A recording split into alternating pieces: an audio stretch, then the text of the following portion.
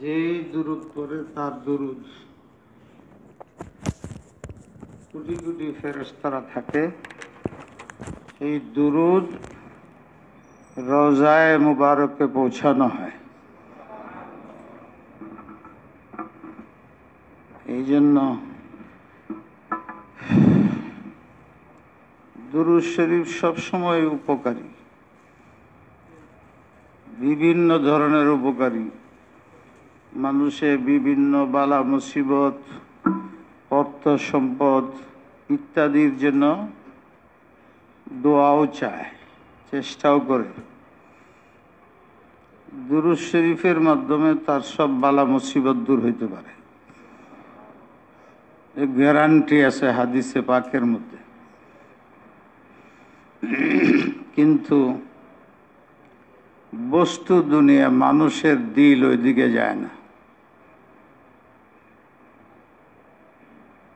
নবী আলাইহিসসালাতু ওয়াসসালাম যে সমস্ত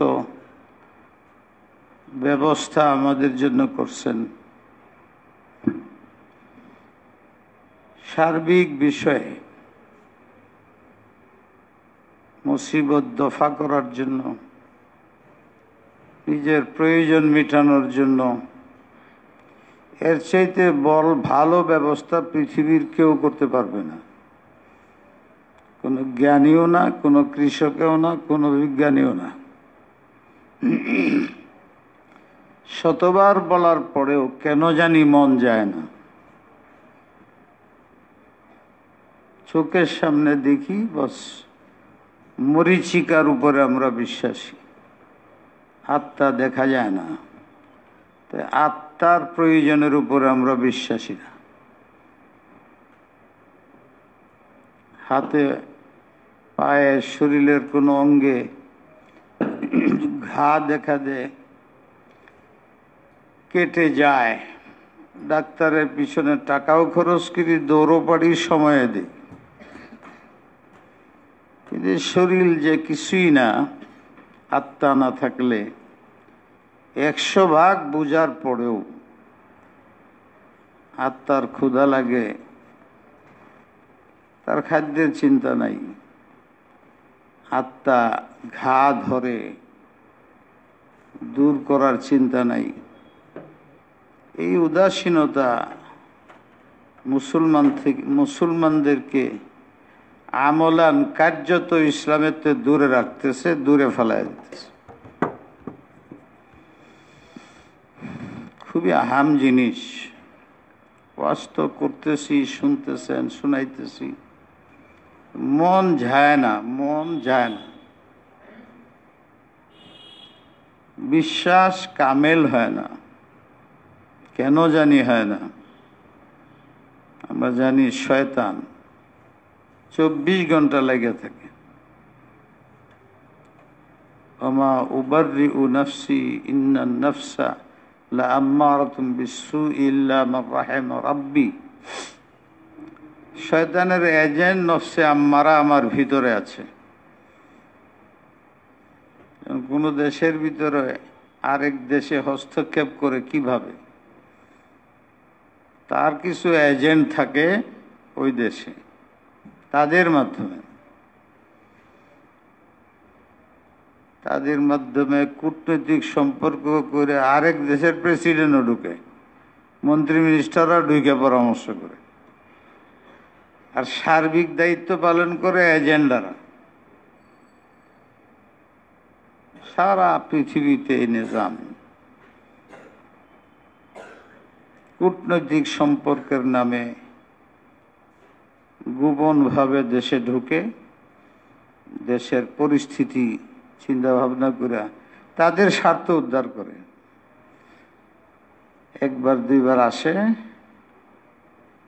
বড় পর্যায়ে, আর ভিতরে এজেন্ডা তৈরি করে।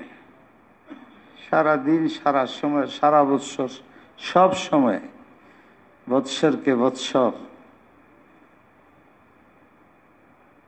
তারা এই দেশে তাদের স্বার্থে, তাদের দেশের স্বার্থে কাজ করে, তাদের আদর্শের স্বার্থে কাজ করে। ঠিক শয়তান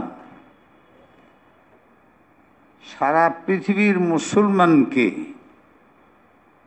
বিভ্রান্ত করা, ঈমান হারা করা,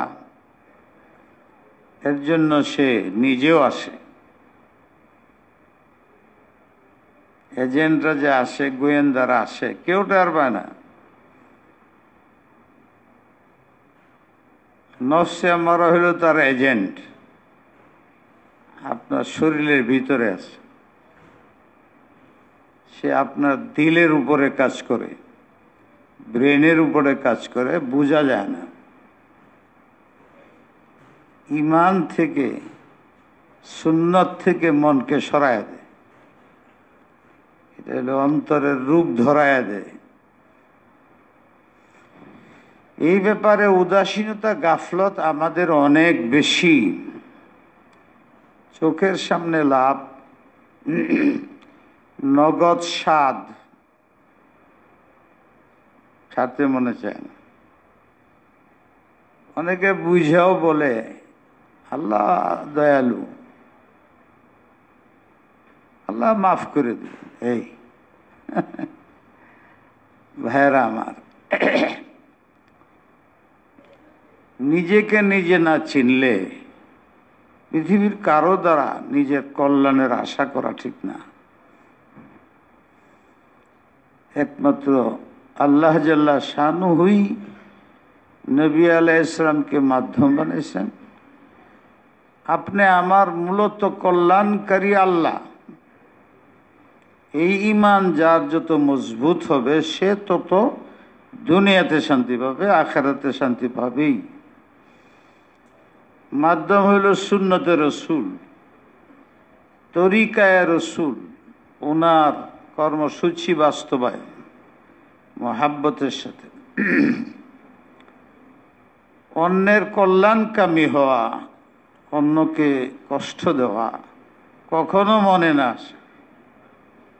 কষ্ট পাইলেও তাকে কষ্ট না দেওয়া, এটা নবিয়ানা খাসলত। মনে রাখতে হবে। আজকে বিশ্বে মুসলমানদের দুরবস্থার অন্য কোনো কারণ খুঁজে পাওয়া যায় না। তাদের এই অবস্থান, এটার মাত্র একটাই কারণ আমি তালাশ করে পাই। আপনারাও চিন্তা করে দেখেন, মুসলমানরা খণ্ড বিখণ্ড।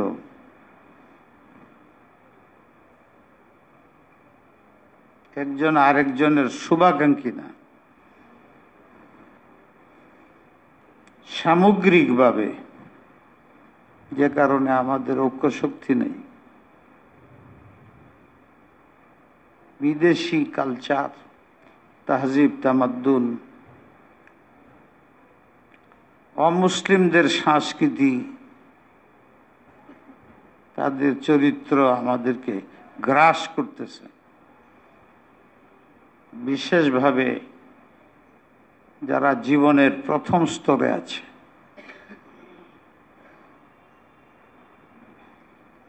জীবনের প্রথম স্তরে আছে যুবকরা। বাল্যকাল তো কোনো হিসাবের না, মানুষের কাছেও না, আল্লাহর কাছেও না। লা ইউকাল্লিফুল্লাহু নাফসান ইল্লা উসআহা। ছোট বাচ্চায় কোনো ত্রুটি করলে, এমনকি যদি এমন কাজ করে যে হাত কাটার দরকার, কতল করার দরকার, তো ইন্টারন্যাশনাল আইন, পাগল ছোট বাচ্চা, তাদের উপরে ফাঁসি নেই। বুঝে না এরা। এই যৌবনকাল, এটা হলো মানুষের প্রথম জীবন। আর এটা খুব কঠিন জীবন। সবচেয়ে দুনিয়ার মধ্যে মানুষের কঠিন জীবন হইল যৌবনকাল। চিন্তা করে দেখেন, বৃদ্ধকালেও কষ্ট হয়, কিন্তু এর চেয়ে কম। বৃদ্ধকালে অঙ্গ প্রত্যঙ্গে কাজ করে না, এই অঙ্গ প্রত্যঙ্গের গুণা শেষ।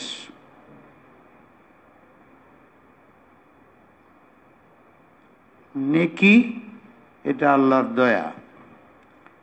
যৌবনকালে যে নেকি করছিল, যে হারে নেকি করছিল, বৃদ্ধকালে পারে না। আল্লাহ পাক বলেন, যৌবনকালে যে হারে ইবাদত করছে, যে হারে সব লাভ করছে, দুর্বল হয়ে যাওয়া এটা তো তার ব্যক্তিগত ব্যাপার, এটা আমার সিদ্ধান্ত। আমার আমির হুনা কিছু। অতএব যৌবনকালে সে যে পরিমাণ ইবাদত করত, এই পরিমাণ সওয়াব তার মৃত্যু পর্যন্ত চালু রাখো। আর বৃদ্ধকালে তো হাত গুনাহ করতে পারে না, চোখে গুনাহ করতে পারে না, মনের মধ্যে আসে। আল্লাহ বলে দিছেন যে ইন্নাল্লাহা তাজাওয়াজা আন উম্মতি মা ওয়াসওয়াসাত বিহি সুদুরুহা লা ইউকাল্লিফুল্লাহু নাফসান ইল্লা উসআহা। এটা মনের মধ্যে অনিচ্ছায় আইসা যায়। আল্লাহ বলেন, আমি সেটা গিরিফত করি না, ধরি না। এমনকি ফেরেশতা যাতে এটা লিখতে না পারে, বুঝতে না পারে, এই জন্য ফেরেশতাকেও বুঝার ক্ষমতা দেয় নেই। বরং মনের মধ্যে যদি বিভিন্ন অস্বসা খারাপই আসে, সে বলেও না, করেও না, তাকে আমি এক্সট্রা মুজাহাদার সওয়াব দান করি, গুনাহ কমে যায়। এই জন্য পরিণামে দেখা যায় মুসলমান জান্নাতে যাবে বেশি।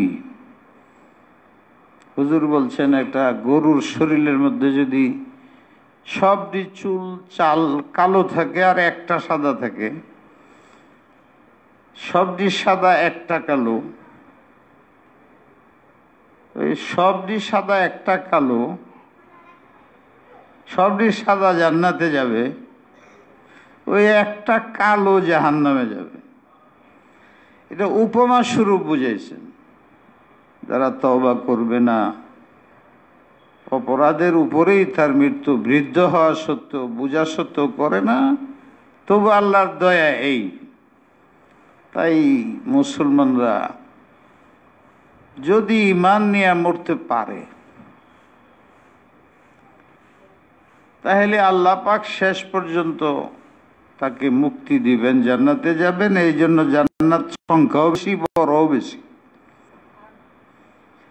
আর জাহান্নামের সংখ্যাও কম, ছোট ছোট। এর মূল কারণ এই, যৌবনকালটা পার করতে পারে যদি সে ভালোভাবে, মৃত্যু পর্যন্ত যৌবনকালের ইবাদতের সব সে পাইতে থাকবে, বৃদ্ধকালেও পাবে। আর যৌবনকালে যদি গুনাহ কিছু হচ্ছিল, হয় হাতের পায়ের দ্বারা, এগুলো অটোমেটিক শেষ, জীবন নষ্ট হয়ে শেষ হয়ে যাবে। একটা বিশেষ কাল যৌবনকালের পরে, বৃদ্ধকাল অনেক দিন থাকে, 60-এর পরের থেকে ধরা হয়।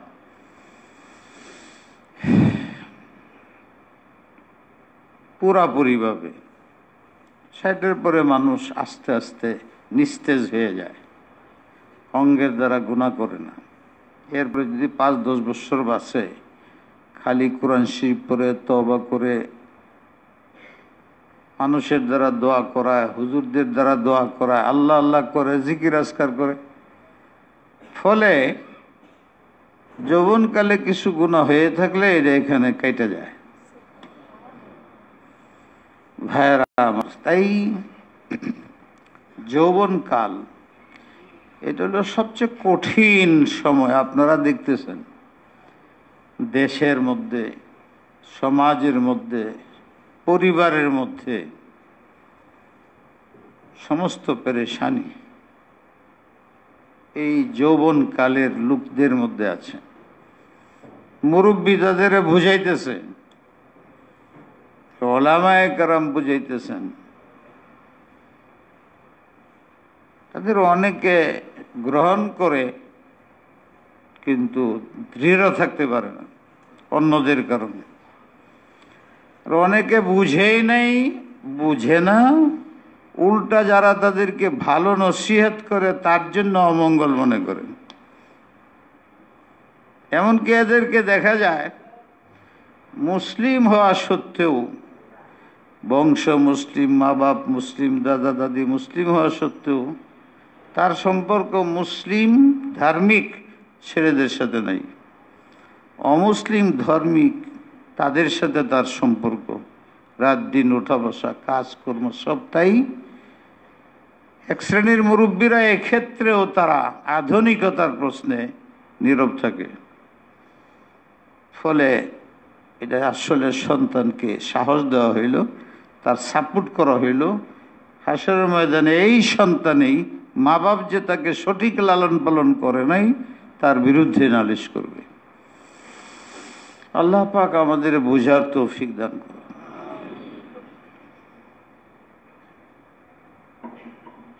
যৌবনকালে অনেক বিষয়ে পেরেশানি, কিন্তু সবচেয়ে বড় পেরেশানির মধ্যে তারা যেটা পড়ে সেটা হলো তাদের যৌনতার উচ্ছ্বাস।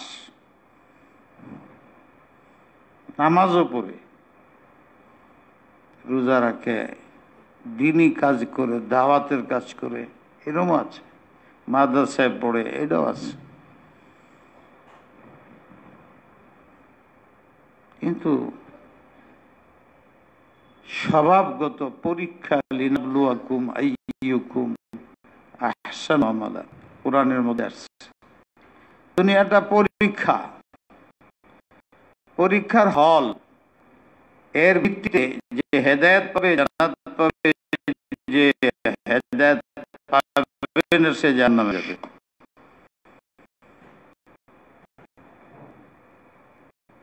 সবচেয়ে বড় পরীক্ষা যৌবনকাল।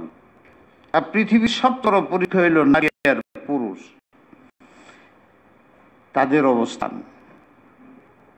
এখন পৃথিবীতে আমাদের দেশে কত ধরনের আইন হচ্ছে, কত চেষ্টা হচ্ছে, কত মেহনত হচ্ছে। সরকার মৃত্যুদণ্ড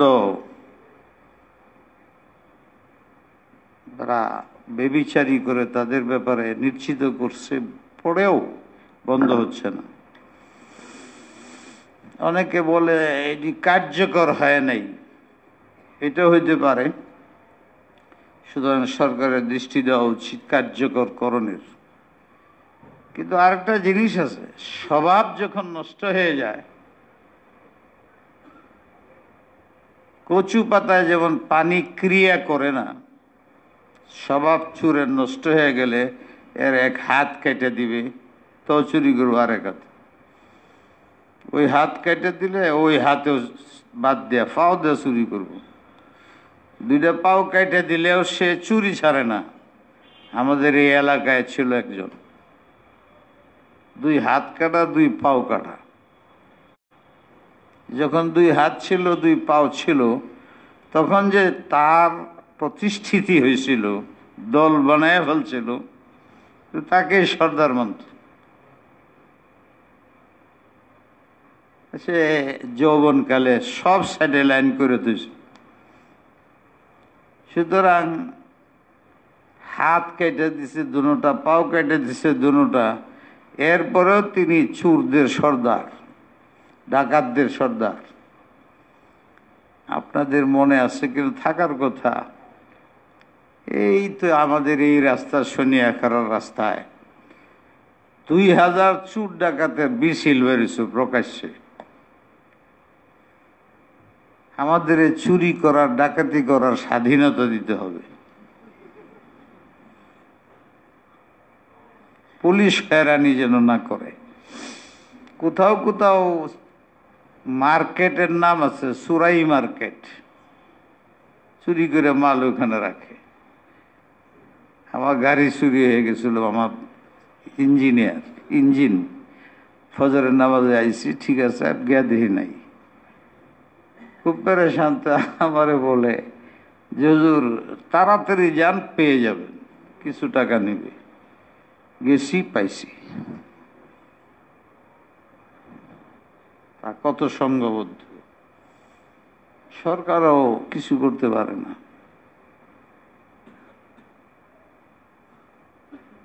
এমন একজন রে পরে ফাঁসি দিয়ে দিছে। কি বুঝাবো আপনাদের, এত চরম ওই এলাকার মানুষের সাথে জুলুম অত্যাচার চরম করে। আগে তো সাথী সুতিরা ছিল, হেদেরও দেয় না ভাগ, হাত নাই পাও নাই কিছু নাই,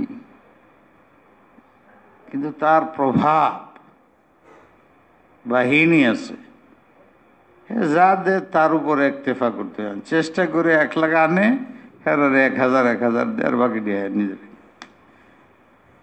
টাকা পয়সার লোভ মানুষকে ধ্বংস করে। এই জন্য হাদিসে এই ব্যাপারে খুব সতর্ক করা হয়েছে, প্রয়োজন মিটাও, এর চেয়ে বেশি দেখো না। যারা তোমার চেয়ে ধনী তাদের দিকে তাকায়ও না, তোমার চরিত্র নষ্ট হয়ে যাবে। যারা তোমাদের চেয়ে গরিব তাদের দেখো, আল্লাহর শুকরিয়া আসবে। আল্লাহ তাদের চেয়ে লক্ষ মানুষের তুলনায় আমাকে ভালো রাখছে। অতিষ্ঠ হইয়া সাথীরাই তারে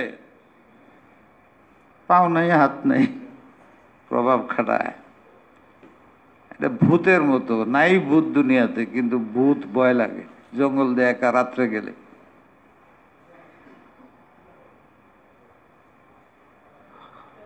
হক কথা বলেও না, করেও না, ভয় লাগে। এটা বুঝে না যে বেশি ভয় করে, না হক করে, হের ভয় কিন্তু বাড়ে, বাঁচতে পারে না। আর যে হক কাজ করে, সত্য কাজ করে, সামাজিক রাষ্ট্রীয় সব কিছুতে সততা থাকে, সমস্ত ভয় তাকে ভয় করে।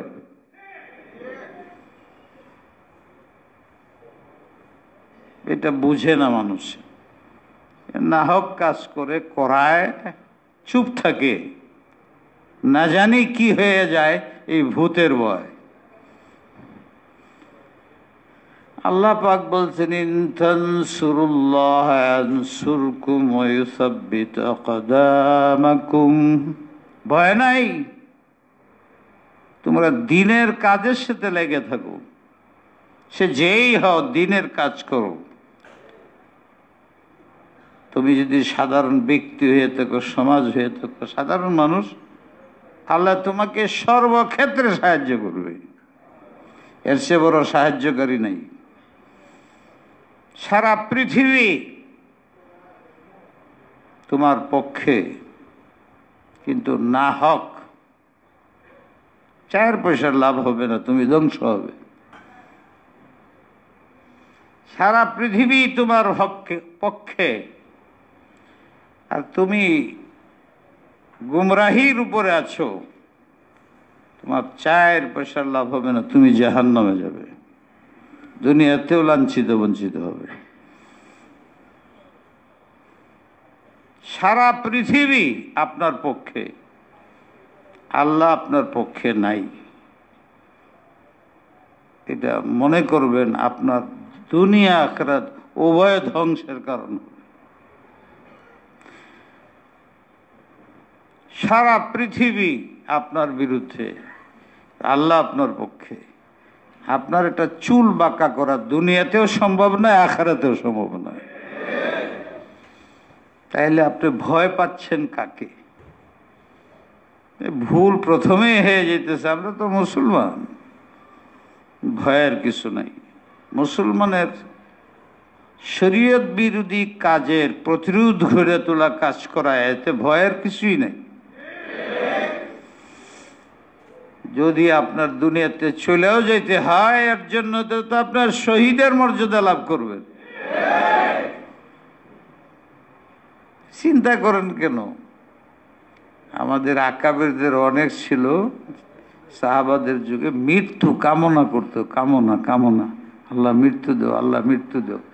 এইটা কি? ওনাদের 100 ভাগে কিন ছিল দুনিয়ার তুলনায় জান্নাত শান্তির জায়গা।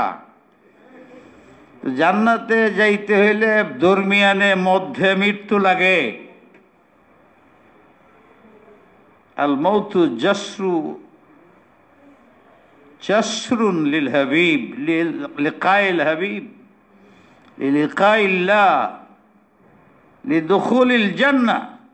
যতক্ষণ মৌত হবে না আল্লাহর সাথে সাক্ষাৎ সম্ভব নয়, আল্লাহর রসুলের সাথে মুসাফাহা সম্ভব নয়, জান্নাত উপভোগ করা সম্ভব নয়।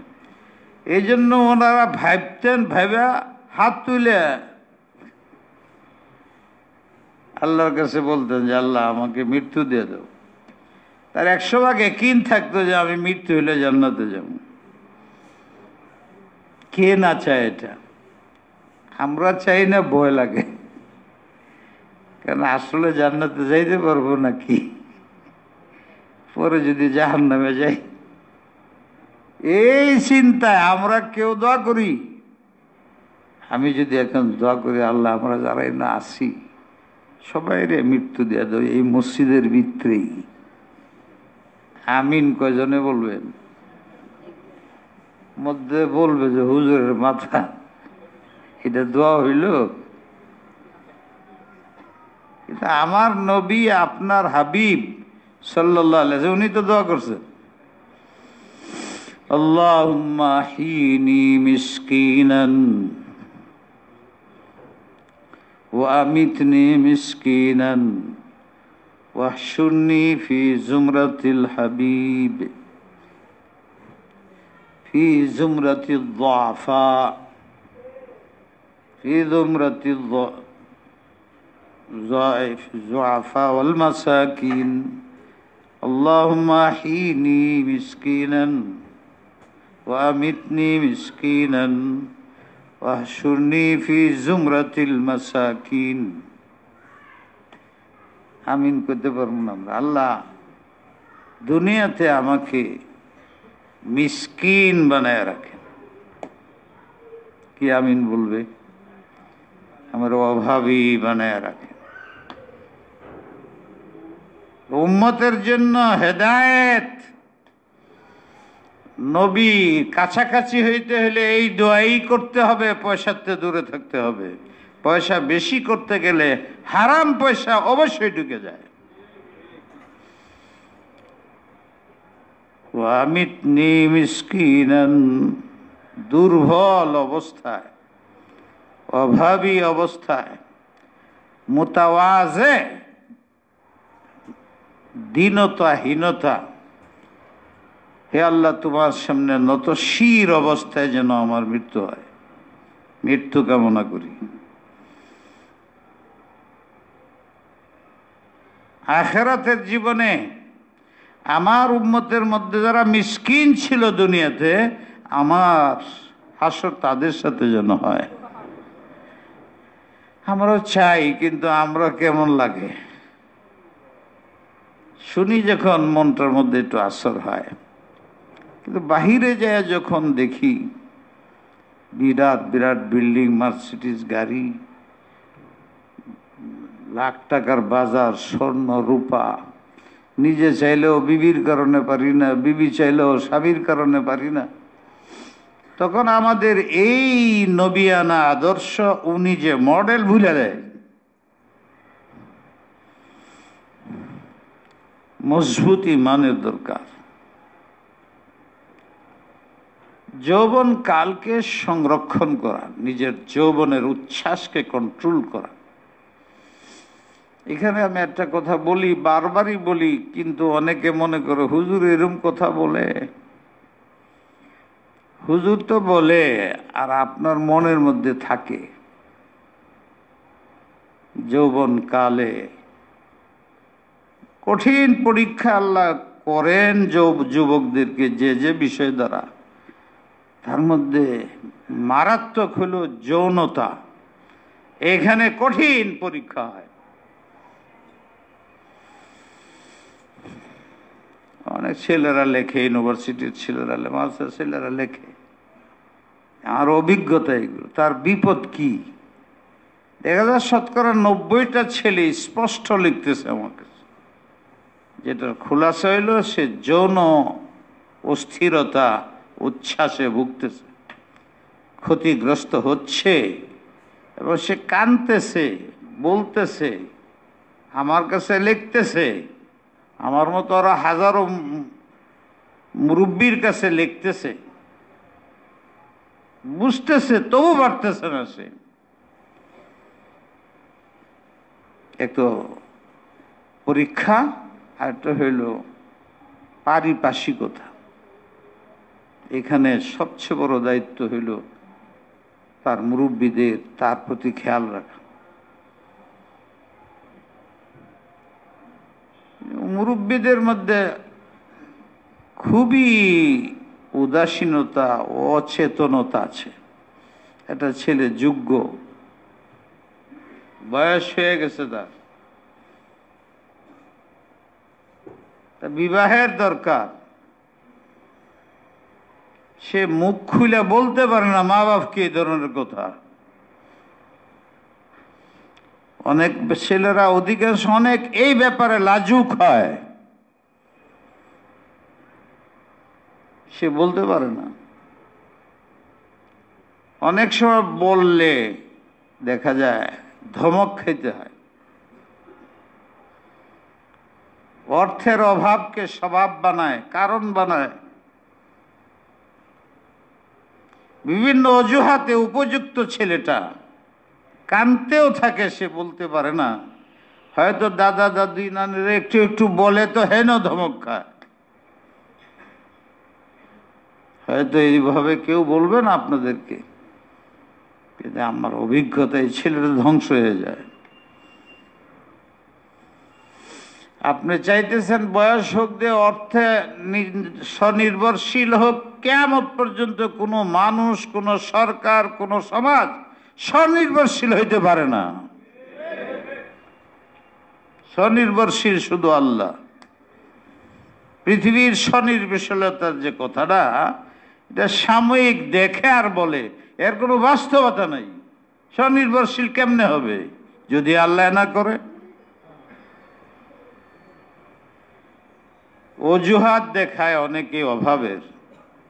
কোরআনে বলছে তোমার যদি অভাব থাকে, তোমার ছেলেকে বিয়া করাও, তুমি বিয়া করো, তাইলে এখন আমি আল্লাহ যে বাজেট করছি এটা ডবল করে দেব।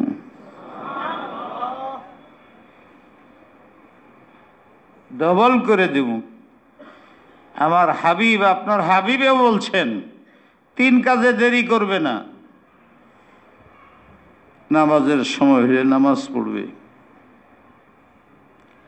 জানাজা হাজির হয় যদি আগে জানাজা পড়বে, ফরজের টাইম যদি না হয়। আমরা শুক্রবার দিন সকালে মারা যায়, জানাজা দিয়ে আমরা জুমার পরে, কেন যে জুমার পরে দিলে মানুষ বেশি হবে। মানুষ বেশির দ্বারা কোনো কাজ হবে না এখন আর, যদি সে ভালো না হয়ে। এখন তার জন্য ভালো, তাকে যত তাড়াতাড়ি দাফন করা যায়। আমরার বিশ্বাস, জানাজাতে যাই হাজির হই, আমরা তার দুলহা বানায় আল্লাহর কাছে পাঠাই দিই, সে জান্নাতে যাবে। এই আমাদের আকীদা। মাইয়েত সম্বন্ধে কোনো খারাপ মন্তব্য করা নিষেধ। জোহরের নামাজের জন্য অপেক্ষা করা, এর আগে দাফন করা যায়, তবু খেলাফে সুন্নত, সুন্নত বিরোধী। আর যে কাজ সুন্নত বিরোধী হয়, বরকত তো হয়ই না, ক্ষতির কারণ হয়। এই ক্ষতির কারণ মাইয়েত তো নয়, আমরা করছি, আমরা তো গুনাহগার বটেই। কিন্তু যদি মাইয়েতের বংশেরই চালু থাকে দেরি করার, বা সে বলে দেরি করবা, সে তাদেরকে দিন শিখায় নাই, 1 দিন 1.5 দিন দেরি করতেছে, তাইলে মাইয়ে তো কষ্ট পাবে, ক্ষতিগ্রস্ত হবে। কিন্তু আমরা এদিকে নাই, ছেলে আইব বিদেশ থেকে, এর জন্য দেরি করতেছি। জামাত বড় হবে এই জন্য দেরি করতেছি, গলত কথা। নম্বর 3, নামাজের সময় হইলে আর দেরি করো না। কে জানে যদি মরে যাও, মৃত্যু হয়ে যায়, জানাজা আসলে যে ফরজের নামাজের রক্ত না হয়, এর আগে জানাজা পড়ায় দাও।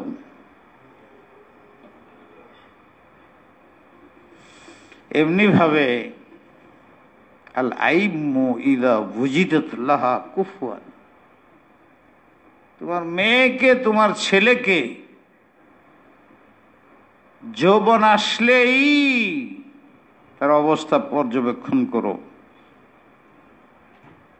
বিবাহ দিয়ে দাও।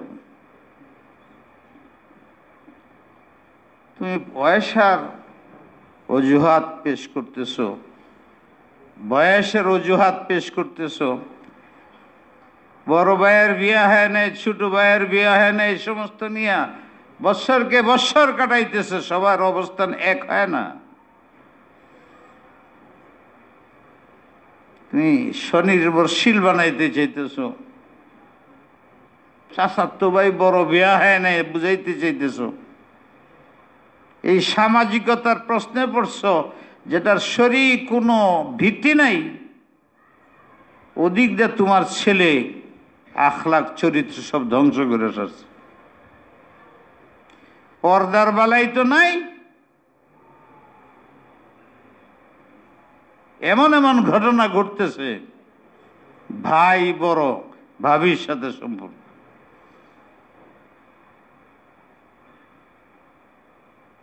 বড় ভাইয়ের ছোট ভাইয়ের বিবির সাথে সম্পর্ক, বোনের সাথে এই সমস্ত অসম্ভব ঘৃণিত কাজ হচ্ছে। বোনে ভাইয়ে দুইজনই বিবাহের যোগ্য, তাদের ব্যবহার ব্যবস্থা করা হচ্ছে না। দুঃখ লাগে বলতে, ছেলে মারও এই ধরনের সম্পর্ক, যেগুলো অমুসলিমদের সংস্কৃতি, এদেশেও কিছু হওয়া হয়েছে। কুকুরের সাথে সম্পর্ক, কি দুঃখজনক ব্যাপার। উম্মতে মুসলিমা কতটুকু উদাসীন, কিভাবে তার উপরে আল্লাহর রহমত আসবে? এদের তো আগে ধ্বংস করবে আল্লাহ। আপনজন, আপনার ছেলেকে আপনি যতটুকু পারবেন, অন্যের ছেলেকে পারবেন নাকি? মুসলমান যারা কালিমা তাইয়্যিবা লা ইলাহা ইল্লাল্লাহু মুহাম্মাদুর রাসূলুল্লাহ পড়ে, তারা মনে করেন বুঝাইবার জন্য উপমা দিচ্ছি আল্লাহর সন্তান। তার অপরাধ গিরিফত হয় বেশি, ধরা হয় বেশি সন্তানের মতো। দুনিয়া আমাদের ধ্বংস হয়ে যাচ্ছে। খালাতো বোন, মামাতো বোন ইত্যাদি। এরপরে বাহিরের পরিবেশে, পত্র পত্রিকায় উলঙ্গ ফটো, ফেসবুকে, এসব যুবকদের উত্তেজনা সৃষ্টি করে। আইনগত এগুলো রোধের কোনো ব্যবস্থা নাই। কলেরার মতো ছড়ায় পড়ছে সারা পৃথিবীতে, ছোট বাচ্চাদের হাতে। আগে 20-22 বৎসরের পরে হয়তো তার জন্য তার চিন্তা হইতো, উচ্ছ্বাস হইতো। এখন 7-8 বৎসর, 9-10 বৎসরের ছেলেরা চরমভাবে এই কাজগুলোর মধ্যে লিপ্ত হচ্ছে, এই ফেসবুকের মাধ্যমে। এই ব্যাপারে কোনো ধরনের নিয়ন্ত্রণ ব্যবস্থা না আমার আছে, না আলেমরা করতেছি, না বুঝাইয়া সারতে পারতেছি, না সরকারি আছে, না সামাজিকভাবে আছে। যুবকরা কি করবে? তার শুধু নিজস্ব হিম্মত, নিজে আদর্শ হওয়া, ধৈর্য ধারণ করা ছাড়া কোনো ব্যবস্থা নাই। মা বাপের দায়িত্ব এগুলো বুঝা, জিদ না করা। জিদ না করা 19-20 হইতেই পারে। অর্থ সম্পদ, সম্মানকে লক্ষ্যবস্তু অজুহাত খাড়া করে নিজের সন্তানের ভবিষ্যৎ, আখিরাত নষ্ট না করা, খেয়াল রাখা উচিত। এর সমাধান এটাই। সন্তান যোগ্য হইলে, মেয়ে হোক বা ছেলে হোক, তার বিবাহের প্রতি আগে খেয়াল করেন। অজুহাত অর্থের খাড়া করবেন না। অর্থে স্বনির্ভর হওয়ার আগে আপনার ছেলে চরিত্রহীন হবে, ধ্বংস হয়ে যাবে, স্ত্রী অধিকার আদায় করার ক্ষমতা তার থাকবে না, এইটাও খেয়াল করেন। স্বভাবগত চাপ সে বরদাস্ত করতে পারে না। কেন খেয়াল করেন না? আপনার নিজে ভুলে গেছেন? ওই সময় তো এত খারাপ পরিবেশ ছিল না, তারপরেও আপনার কথা মনে করেন। আপনি তো অভিজ্ঞ, জানেন এই প্রেসার, এই দাবাও কত কঠিন। আর এই যুগে আমি তো অনেকবার বলি যে আল্লাহ তোমার দয়া, এই যুগে যদি আমি ছাত্র হইতাম তাহলে বোধহয় আপনাদের সামনে বসে এভাবে দিনই কথা বলার সুযোগ হইতো কিনা আমার সন্দেহ। আমরা লেখাপড়া করছি, সারা বৎসরে একটা মেয়ে সামনে পড়ে নেই, সিনেমা হল নেই, দুই চারটা থাকলেও জানি না কোথায়। কোনোদিন রাস্তাঘাটে ফটো দেখি নাই।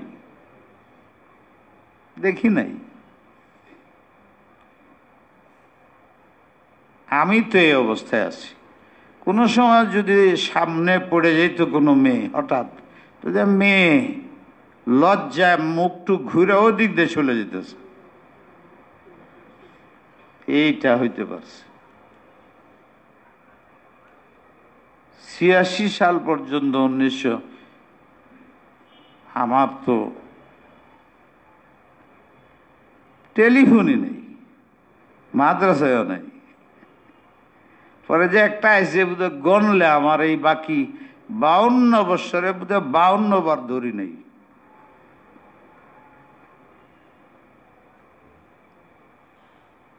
কিন্তু এখন এই যে মসজিদে বসে রয়েছেন, না যায় এইটা বলা কঠিন যে কার পকেটে নাই।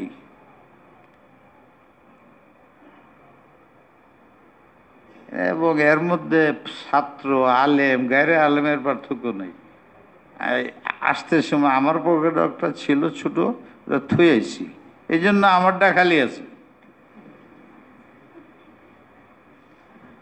আর যাতে পাবলিক আমার হাতে ফোন না দেখে, আমার ছাত্ররা না দেখে, 1000 কঠোর প্রয়োজন থাকলেও সরকারের অনেকের প্রয়োজনে টেলিফোন পড়ে রয়েছে রাত্রে 11টার পরে, ধরি না।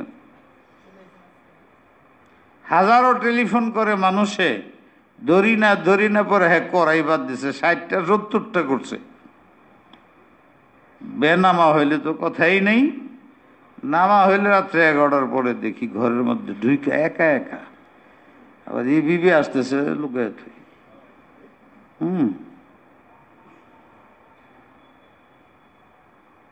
অনেক পাবলিক আসে মাদ্রাসাতে, ধমক খায়, হুজুর বড় রাগি, ধমক খায়। পরে আবার ডেকে না কই আপনি মাদ্রাসার মধ্যে ছাত্ররা সামনে এই কাজটা করলেন, আলেমরাও, আমি এখানে এটা করতে দিই না। কেন? যে ছাত্ররা যেন দলিল বানাইতে না পারে, তারা যেন সাহস না পায় হুজুরে করে, তা আমরা অসুবিধা কি? এখন ছাত্র যাত্রাবাড়ির অন্তপক্ষে কি বুঝে? হুজুরের হাতে তো জীবনে দেখলাম না। আমাদের হুজুর খুব ভালো, হুজুর পত্রিকা পড়তে দেখলাম না, দোকানে দাঁড়াইতে দেখলাম না, চা পান খাইতে দোকানে বসতে দেখলাম না, এবং এলাকারও কেউ বলতে পারবে না। আপনাদের দোয়া, আমি অনেক কাজগুলো করি না শুধু ছাত্রদের এসলার জন্য আর আমার এলাকাবাসীর এসলার জন্য। মসজিদেও টেলিফোন কেন বাজে? এত অসতর্ক কেন? এটা তো আল্লাহর ঘর। এই সতর্ক চিন্তা জাগরণ, যাতে আমার মুসল্লির এলাকাবাসীর মনে আসে মসজিদে ঢুকতেছি, এটা বন্ধ করতে হবে। সময় মতো যাতে মনে হয়, যেটাকে ইস্তেহজার বলে, সময় মতো কাজের কথা মনে হয়ে যাও। আল্লাহ আমার সব মুসল্লির দান করুক, সারা দেশের মানুষকে দান করুক, সব ছাত্রদেরকে, উস্তাদদেরকে দান করুক। কাজ যেটা হারাম মনে হয়ে যাওয়া হারামের সময়, যেটা করণীয় মনে হয়ে যায় করণের সময়, আল্লাহ হিম্মত দান করেন। অন্যায় হলে তরক করা, সত্য কথা বলা, আর যদি ভালো কাজ হয় মানুষকে দিনের দিক নির্দেশনা দেওয়া শরীয়ত সম্মত উপায়ে নিজের শক্তি অনুসারে। একজন আরেকজন অকল্যাণ না চাই, না কথা, না কাজে, না কলমে। আমি আসলে বুঝাইতে চাইছি আমার ভাইদেরকে, আপনার সন্তানকে আপনি রক্ষা করেন। ছেলে হোক মেয়ে হোক, অজুহাত তুলবেন না, পয়সা নেই, অজুহাত উঠাবেন না, বড় ভাইয়ের বিয়া হয় নাই। কেন হয় নাই? এইটাও তো ভুল করছেন। সে করে না, তাহলে তারা বাদ দেন। হ্যাঁ, করে না যখন করবে। কিন্তু আপনার ছোটরা বয়স হয়েছে 20, 22, 25, এখনো 30 বছরের ভাই বিয়া করে না, তাই 25 বছরের ভাই কেমনে বিয়া করবে? গলত কথা এটা। আপনার এই সামাজিক পেছে ছেলেটাকে ধ্বংস করতেছে, উচিত নয়। আল্লাহ আমাদের বুঝার তৌফিক দান করে। মেয়ের বেলাও তাই, বরং একটু বেশি। ছেলে তো ডাইনে বামে ঘুরে, মেয়েরা ঘুরে না। কিন্তু এখন তো দেখা যায় পুরুষের চেয়ে মেয়েরা ঘুরে বেশি। এটা আমাদেরই কারণে হইতেছে। তাদের জন্য আমাদের রাস্তাঘাট ছেড়ে দিতে হয়।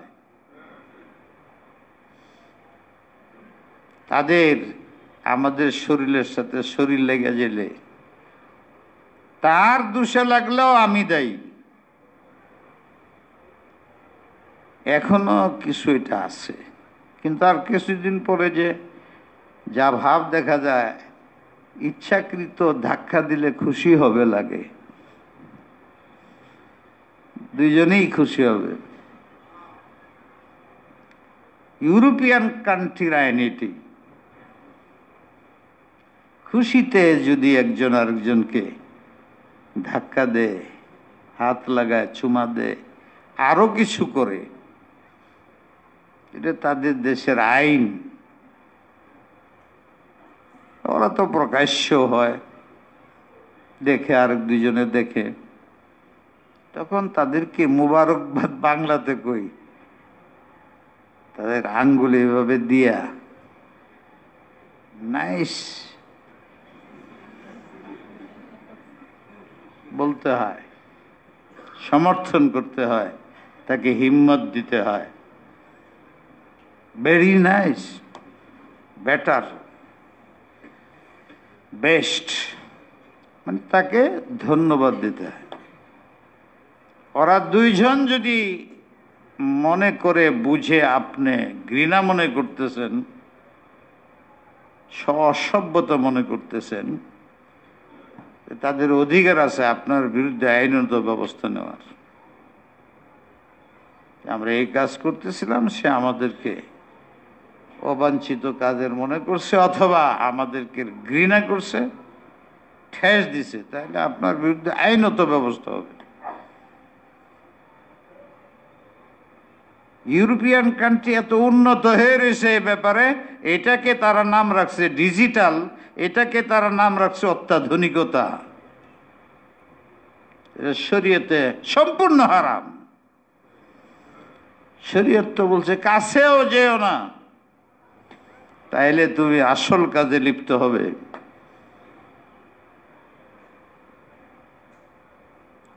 সমাজ উল্টে গেছে। মুসলমানদের মধ্যে যখন এগুলো দেখা যায়, কত কিছু মানুষে করে শরীয়ত বিরোধী কাজ, মূর্তি বানাইতেছে, ভাস্কর বানাইতেছে, সহ অনেক কিছুই। এগুলো নিয়ে মানুষে আন্দোলনও করে। এই কাঠের যদি আমি 100 গালি দেই, কিচ্ছু লাভ নেই।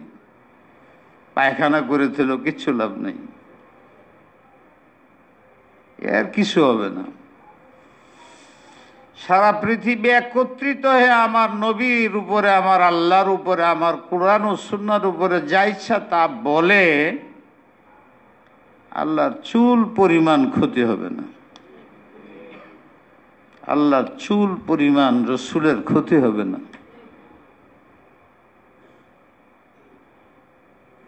তবে একজন মুসলিম যে সত্যিকারের মুমিন,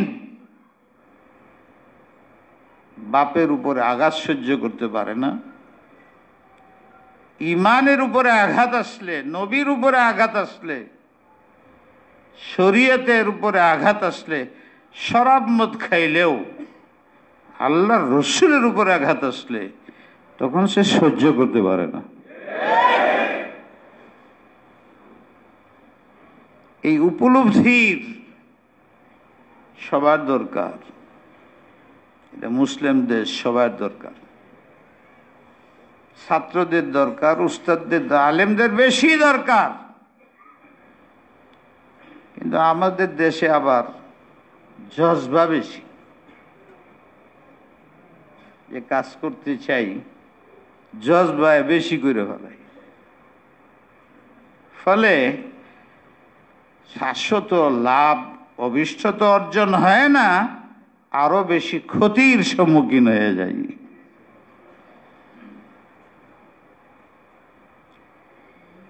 এই জন্য শরীয়ত আসছে, মান রাআ মুনকারান ফালিয়ুগাইয়িরহু বিয়াদিহি ফাইন লাম ইস্তাতি ফাবিলিসানিহি ফাইন লাম ইস্তাতি ফাবিকলবিহি যালিকা আযআফুল ঈমান। প্রতিটি মানুষ, আমি নবী, আমার উম্মত হিসাবে তোমাদের দায়িত্ব। 1 নম্বর, যদি কোনো গুনার কাজ দেখো তো হাতে দমন করবা, যদি ক্ষমতা থাকে। আমি এনে বসে রয়েছি, একজন উঠে এসে আমার হাতে একটা থাপ্পড় মারলাম। আমি বয়ান করতেছি, থাপ্পড় মারলাম। তার শক্তি আছে না? আছে না? নাই? হঠাৎ এখান একজন উঠে এসে আবার একটা থাপ্পড় মারল। আমি এতে উঠে যে আমার সামনে বসে একটা থাপ্পড় মারলাম। শক্তি আছে না? এটা কি ইসলামের পরিভাষায় শক্তি বলা হয় না। কেন? আমি যদি থাপ্পড় মারি, আমি বড় হুজুর হইলেও কোনো কারণ ছাড়া, সবাই বলবে হুজুরের যদি বেশি মানে আমারে, হুজুর এই কাজটা ঠিক করেন নাই, বলবে। এটা অনর্থক, হুজুরে সকলের মধ্যে ছেলেটাকে থাপ্পড় মারলো, ঠিক করেন নাই।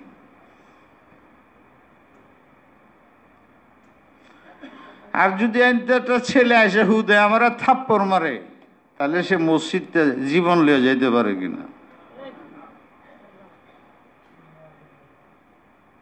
ঠিক। এই জন্য ইসলাম এটাকে শক্তি বলে না। এই শক্তি উদ্দেশ্য নয়। আমি গাড়িতে বসছি, গান চলতেছে, আমি যদি বলি, এবং অনেক জায়গায় আমি দেখছি হুজুর আসছেন, এই ফটো বন্ধ কর। এখন বাংলাদেশে যেখানেই যাই, প্রথম ওয়াজ করতে দেয়, সবাই মোবাইল সামলান, হুজুর আসছেন। উনি যদি দেখেন তাহলে উনি সরে যাবেন, রাগ করবেন, চলে যাবেন। সব ঠান্ডা, কোনো একটা ফটো নেই। ওই দিন গেছিলাম যশোর, খুলনায়, 1 লক্ষের উপরে মানুষ। তা আমি তাদের বললাম যে আপনাদের দিল দিয়ে দোয়া করি, আমি একটা দেখি না কেন? কাল হুজুর 1 ঘন্টা খালি এটাই বোঝানো হয়েছে। বাংলাদেশে যেখানে যে এমনকি অন্য দেশে গেলেও আমার এই বিষয়টা তারা খুব লক্ষ্য করে যে হুজুর এই ফটো ভাস্কর এগুলো দেখতেই পারেন না, বলুক না বলো আমার তরিকা এটা, খারাপ বলো মন্দ বলো আমার তরিকা এটা।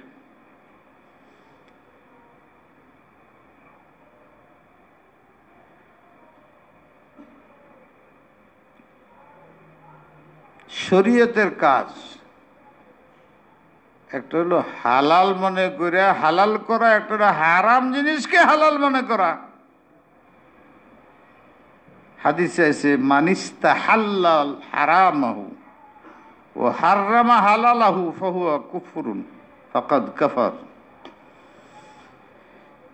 গুনার কাজ করতেছো, তুমি অনুতপ্ত হইতেছো, বাধ্য হয়ে করতেছো, আল্লাহ মাফ করবেন।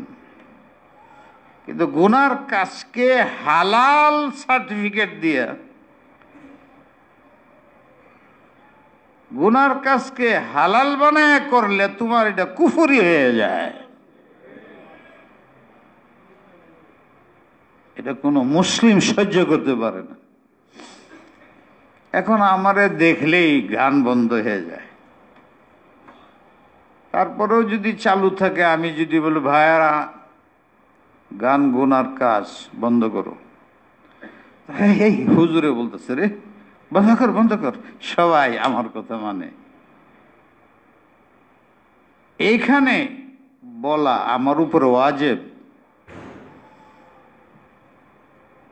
যেখানে বললে আমার কথা 100% বাস্তবায়িত হবে, এখানে বলা আমার উপর ওয়াজিব, ফরজ, আমার শক্তি আছে। যেখানে বললে হবে না, কার্যকর হবে না, তবে ক্ষতিও নেই, তাইলে বলা সুন্নত, না করুক। যেখানে বললে হবে না, কিছু সামান্য ক্ষতি হইতে পারে,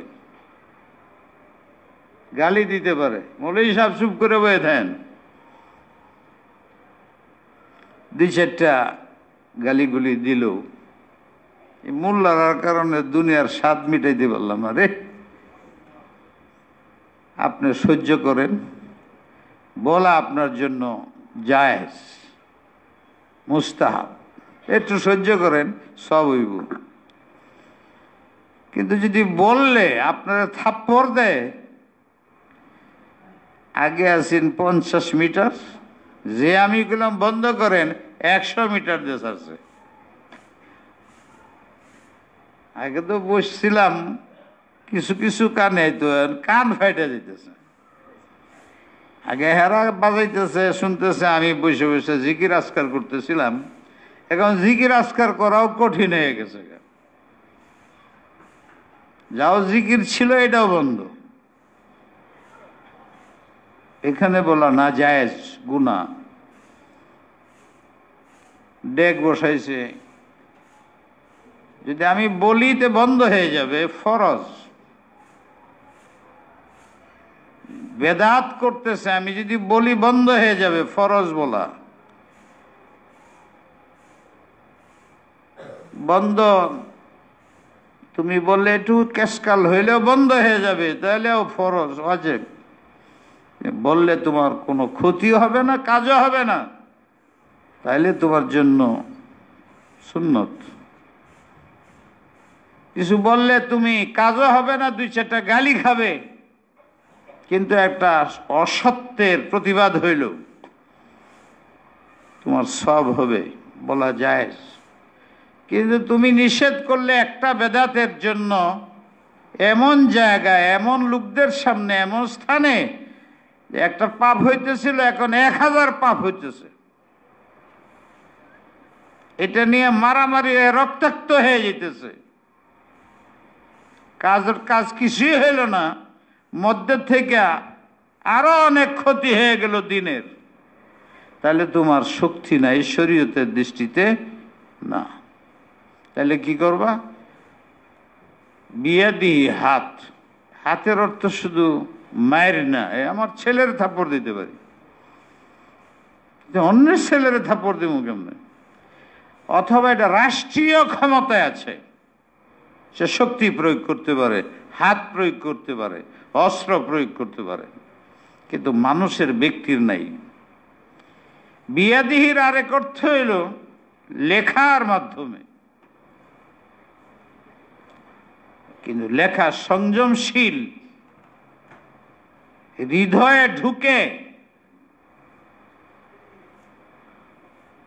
কারো হৃদয়ে আঘাত না লাগে, লেখাটা পড়া মনে চায়, সেটাকে গ্রহণ করতে মনে চায়, এইরকম পরিমার্জিত ভাষায় লেখো, অন্যের উপরে আঘাত করো না।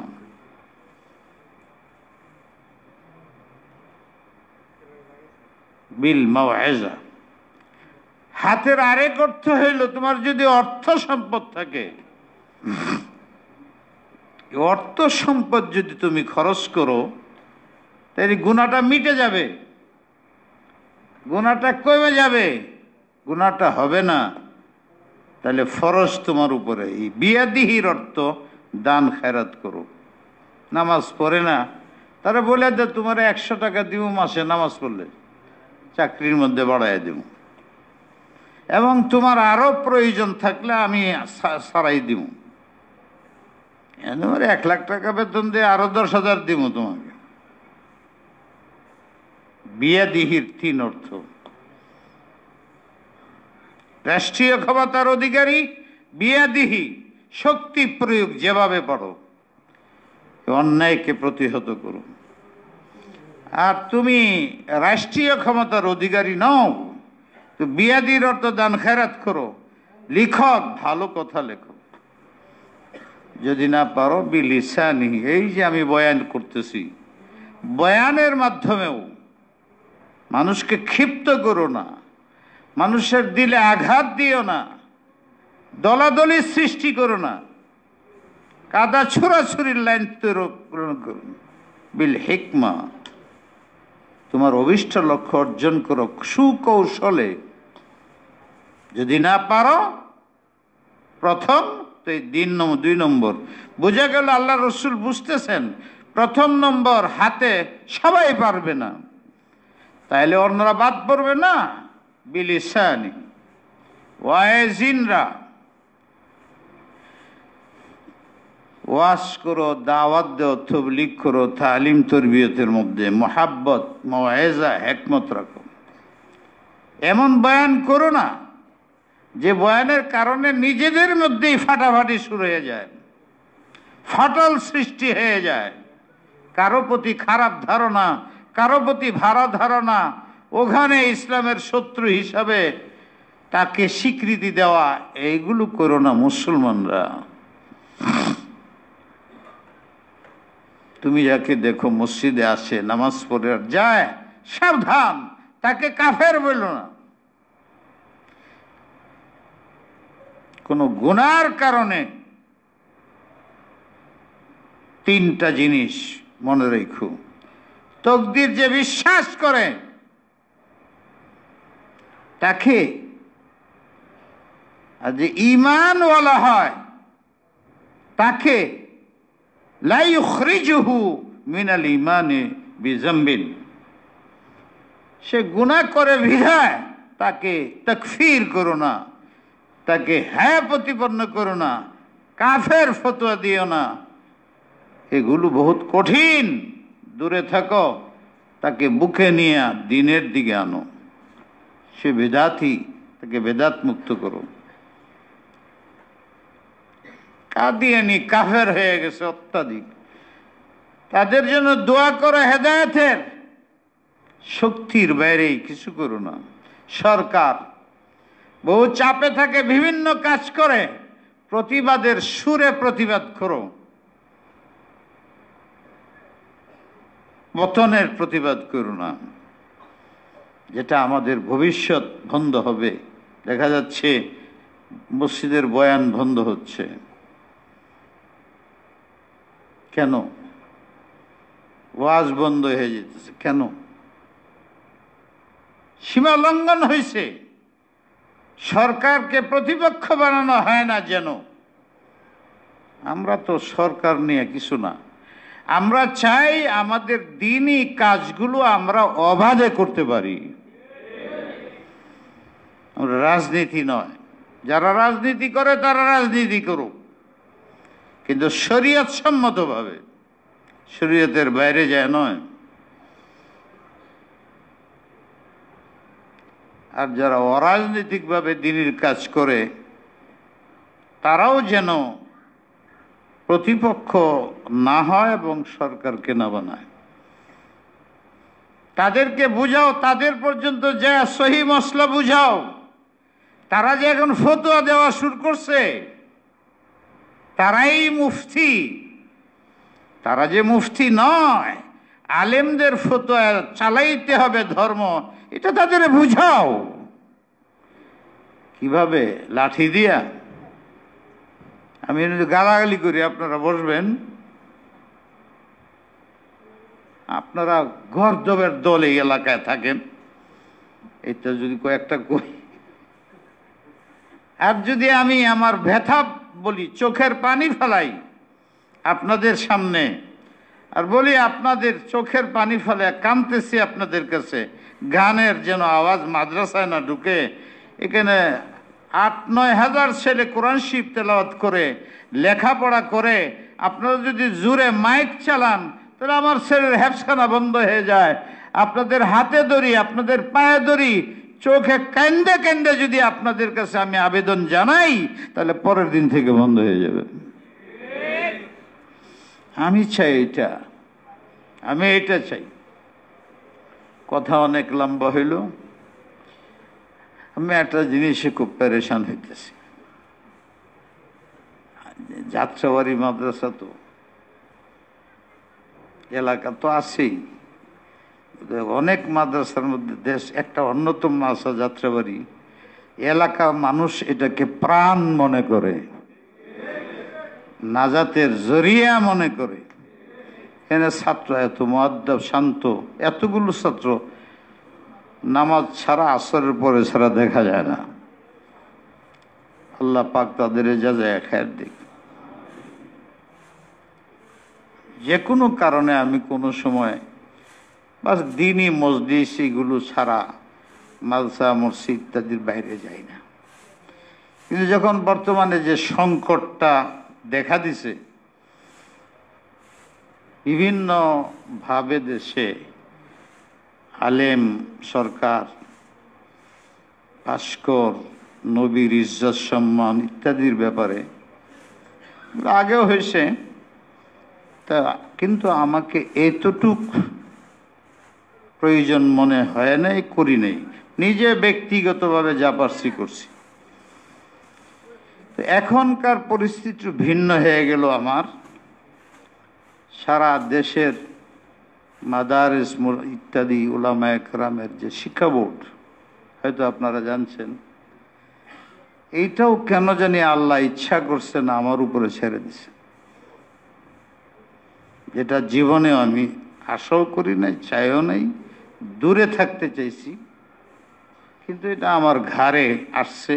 আমি মনে করি মুকদ্দর আল্লাহ আমরা দিছেন। তাই এইটার কারণে কিছু দায়িত্ব বেড়ে গেছে। তার মধ্যে এই দায়িত্ব পড়ছে দেশের আলেমরা বলে যে হুজুর আপনি কিছু করেন, কিছু বলেন। এলাকার উলামায়ে কেরাম সব, বাহিরের ভিতরের, সারা দেশের। আমি এই জন্য বলতে বাধ্য হয়েছি যে এখানে কোনো একটা মিটিং ডাকলে, একবার আমি 4 জনরে নিয়ে আমার বাসায় বসছিলাম, তো খবর গেছে এখানে 400-500 উপস্থিত। হুজুর ডাকছেন। আমি জানি যদি আমি ডাকি 1 লক্ষ, 2 লক্ষ, 5 লক্ষ আলেম আসবে।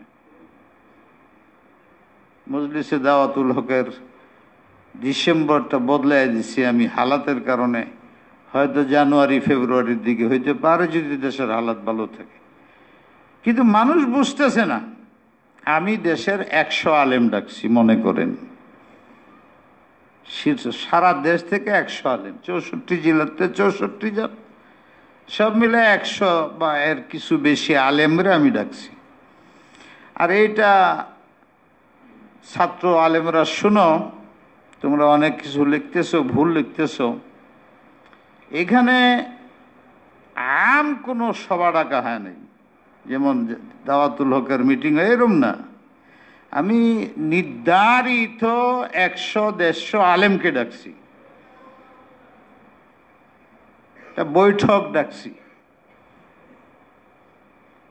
এলাকার লোকের আলেমদের বলেছি তোমরা 15-20 জন আসবা, এর বেশি না। খবর পাইতেছি গাড়ি ভাড়া করতে সারা জেলা সমানে,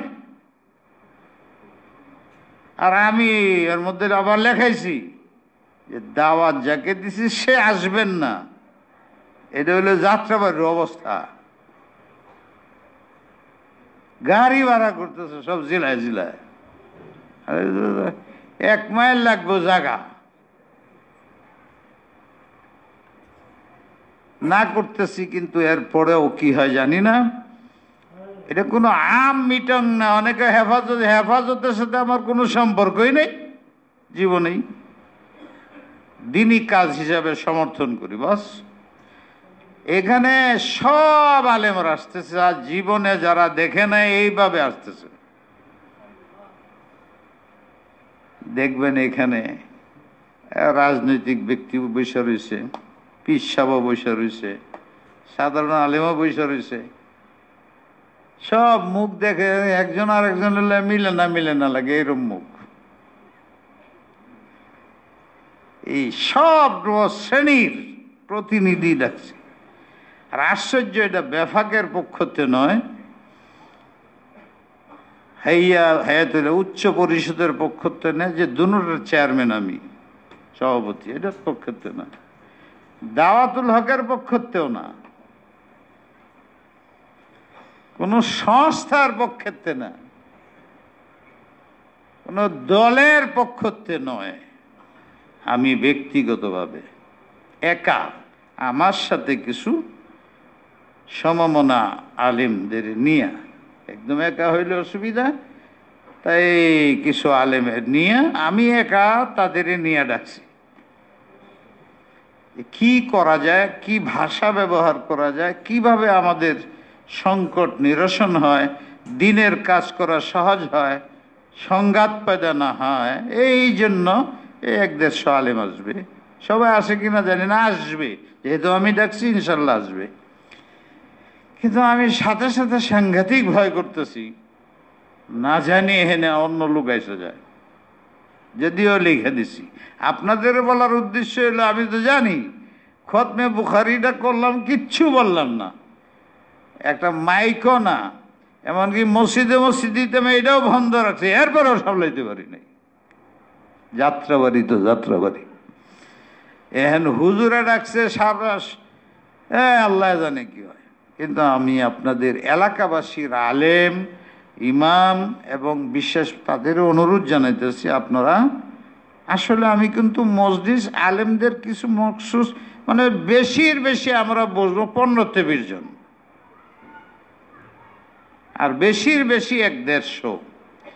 এটা আমরা গোপনে বসতেছি, পরে দরকার পড়লে আমরা দেখব। কিন্তু এখন আমরা এই সংকট মুহূর্তে কি করা যায়, আমরা একটা পরামর্শ করব।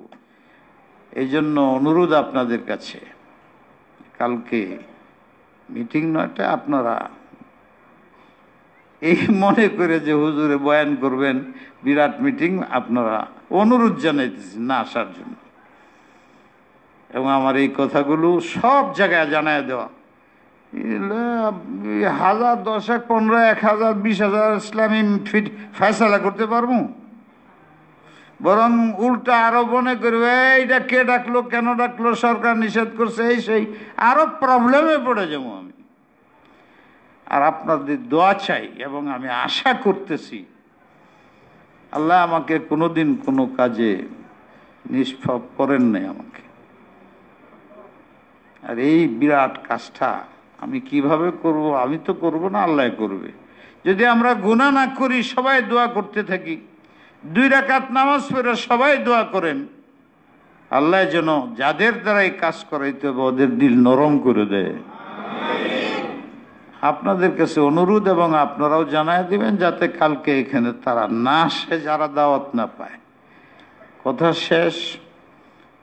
এখন বিয়েও আছে একটা, এটা এখন সম্ভব হইল না। আমি যে ওখানে বৈশাখ শুক্রবারের কথা বলি, এই জায়গাটা বন্ধ হয়ে গেছে বিশেষ কারণে। তাই নামাজের বিয়া হবে, আর যারা বসেন আপনারা ওইখানে, তারা এখানেই বসে থাকবেন। কিছু কথা বলে দিব। ওখানে যে রুমটা ছিল, এটা রুমটা অর্ধেকটাকে ওয়াল করতে হয়েছে, ফলে ওখানে বসার জায়গা নেই। তাই যে শুক্রবারই হয় নামাজের পরে এখানেই 10-15 মিনিটের জন্য বসা। আজকে বিয়েও আছে একটা, এটা এখানেই বসে শেষ হবে। আল্লাহ আমাদের আমলের তৌফিক দান করুন।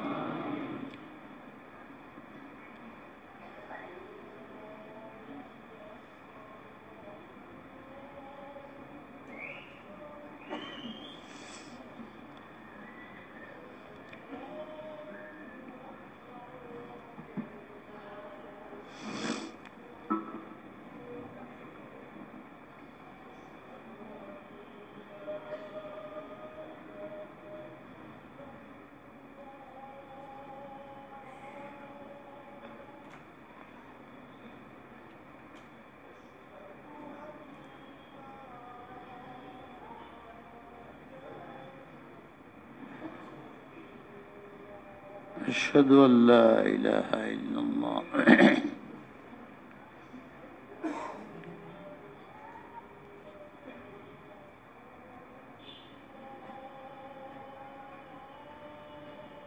أشهد أن محمدا رسول الله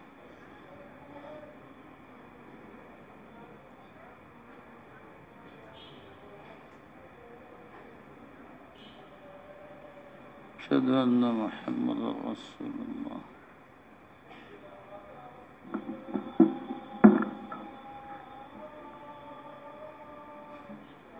لا حول ولا قوة إلا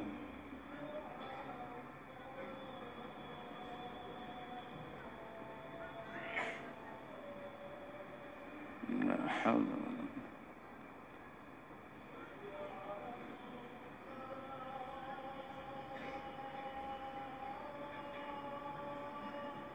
لا حول ولا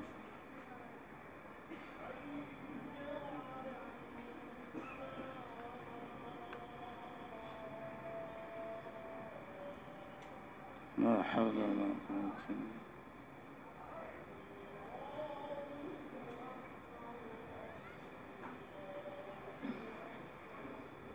لا أكبر الله.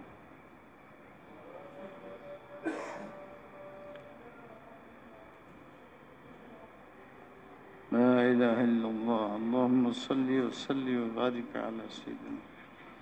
اللهم رب هذه الدعوة التامة والصلاة القائمة آتِ محمدا الوسيلة والفضيلة وابعثه مقام محمودا الذي وعدته إنك।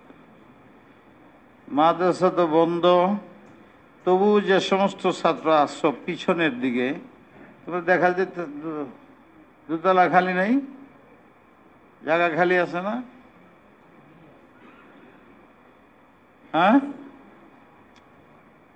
যাই হোক, যে কিছু উপরের দিকে খালি আছে, তারা পিছনের ছাত্র আছে, তোমরা উপরে যাও, জায়গার অসুবিধা হইতেছে।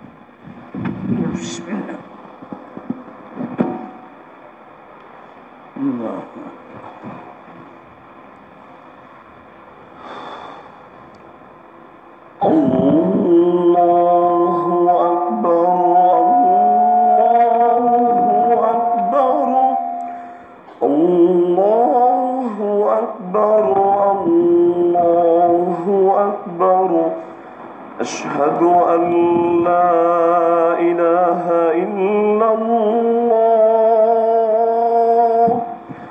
أشهد أن لا إله إلا الله أشهد أن محمدا رسول الله أشهد أن محمدا رسول الله حي على الصلاة حي على الصلاة حي على الفلاح حي على الفلاح الله أكبر الله أكبر لا إله إلا الله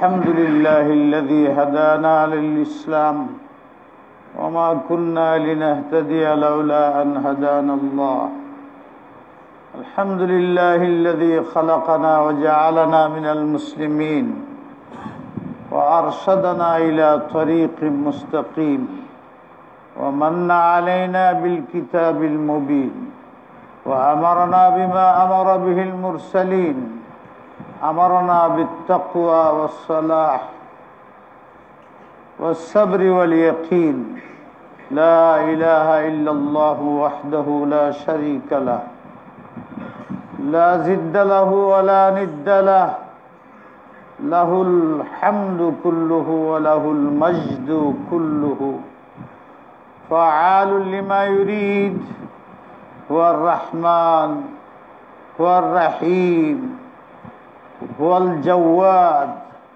هو الحنان والمنان بمنه وجوده وكرمه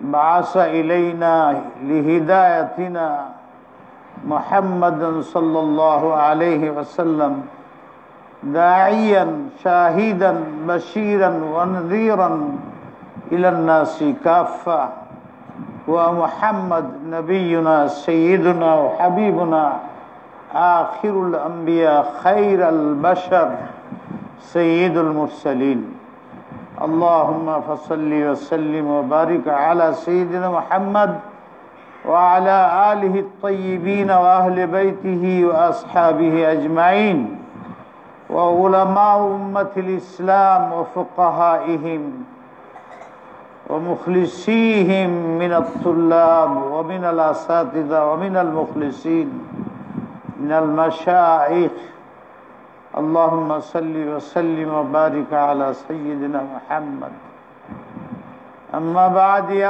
فيا أمة الإسلام علينا جميعا الاستقامة على التوحيد الاستقامة على ترك الشرك استقامة على سنة نبي الأمين محمد صلى الله عليه وسلم علينا جميعا المحبة المودة والاتحاد والاتفاق وترك الأغراض النفسية تقر الحقد والبغض والسباب والمجادلة غير صحيحة إلا بالأحسن أنتم تعلمون قد ضاقت الأمة من كل جوانب كأنها أصبحت لعبة على يد الكفار واليهود والنصارى وأعداء الله وأعداء الدين. فكيف المكافحة وكيف أداء المسؤوليات الدينية للعلماء ولغيرهم من المسلمين من أمة نبي الأمين؟ فعلينا جميعا ترك المعاصي بكلها من غير امتياز بين الكبائر والصغائر، والسجود والدعاء بالرقاع بالبكاء في آخر الليل في زوف الليل، والاهتمام بالصلوات الفرائض مع النوافل، والدعوة والإرشاد الناس ولا سيما الشبان والشباب والشبابات. يجب على السيد لكل بيت وسيدين لكل بيوت في تربية صالحة بيئة رجالا ونساء تتعلق بأي شيء من شؤون الدين كما يتعلق ذلك بالمسؤولين من الحكومة والزعماء السياسيين. اعلموا واتقوا الله حق تقاته ولا تموتن إلا وأنتم مسلمون. سبيله سبيل القرآن، سبيل المسلمين، سبيل سنة النبي الأمين. يقول عليه الصلاة والسلام: تركت فيكم أمرين لن تضلوا ما تمسكتم بهما كتاب الله وسنتي والحق على ما أنا عليه وأصحابي واسمعوا إن كنتم تحبون الله فاتبعوني يحببكم الله ويغفر لكم ذنوبكم والله غفور رحيم.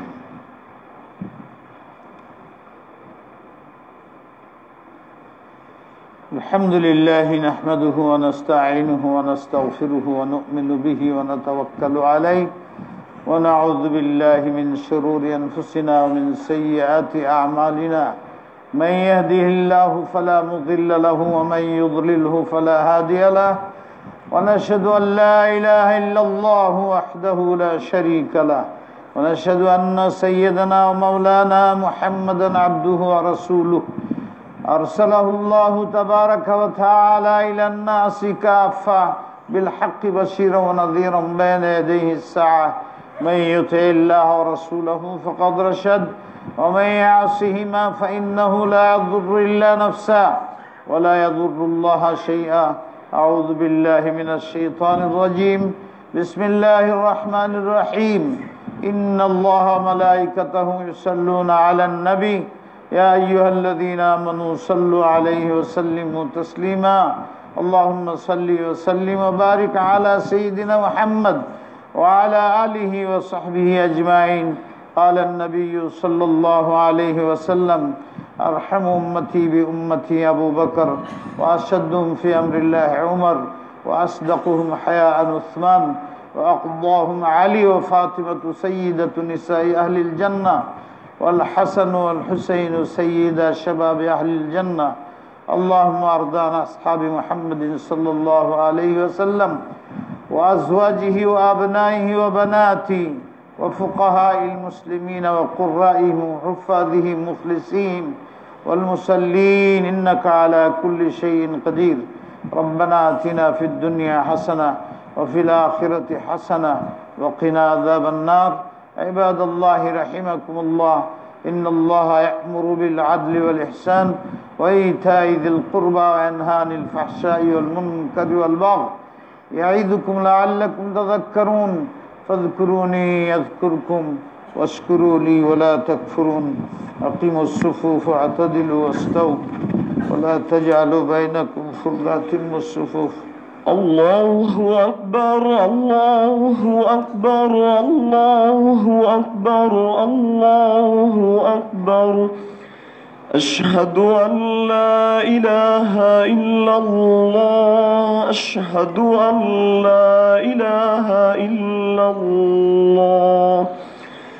أشهد أن محمدا رسول الله. أشهد أن محمدا رسول الله. حي على الصلاة، حي على الصلاة، حي على الفلاح، حي على الفلاح. قد قامت الصلاة، قد قامت الصلاة. الله أكبر، الله أكبر، لا إله إلا الله. الله أكبر.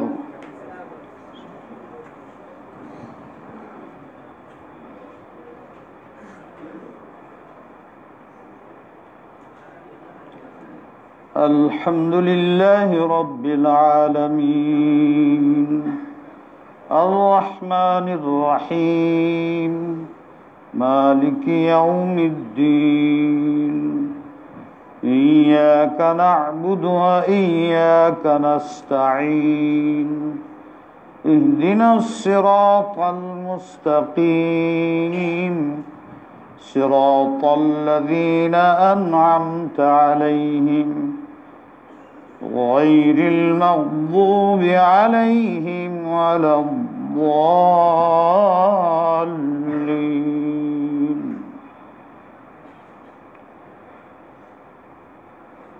يا أيها الذين آمنوا هل أدلكم على تجارة تنجيكم من عذاب أليم تؤمنون بالله ورسوله وتجاهدون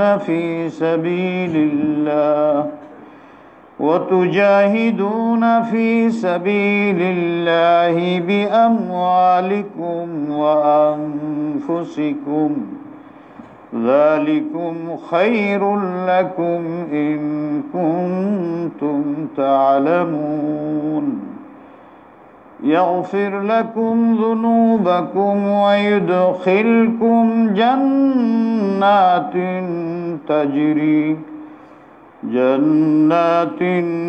تجري من تحتها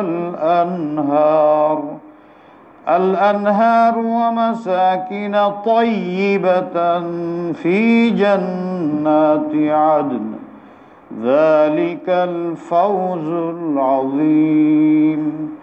وأخرى تحبونها نصر من الله وفتح قريب وبشر المؤمنين. الله أكبر.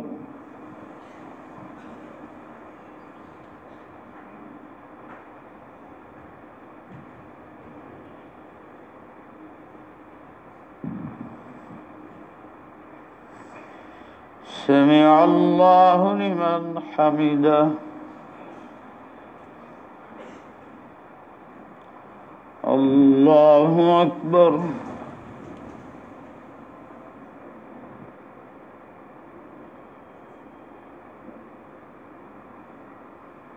الله أكبر.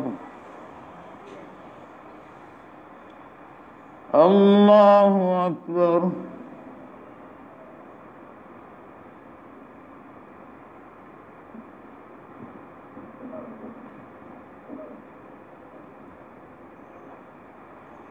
الله أكبر. الحمد لله رب العالمين الرحمن الرحيم مالك يوم الدين إياك نعبد وإياك نستعين اهدنا الصراط المستقيم صراط الذين أنعمت عليهم غير المغضوب عليهم ولا الضالين.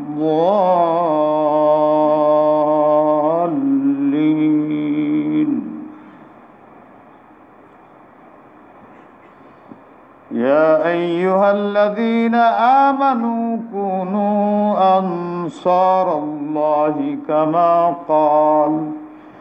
كما قال عيسى ابن مريم للحواريين من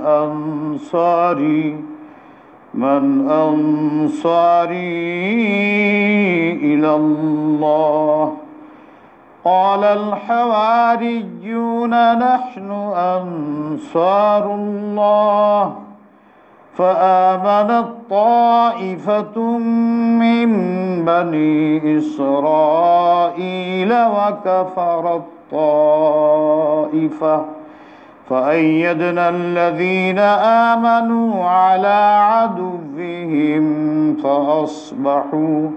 فأصبحوا ظاهرين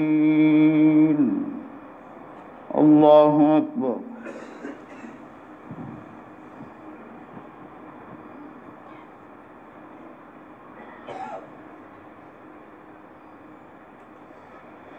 سمع الله لمن حمده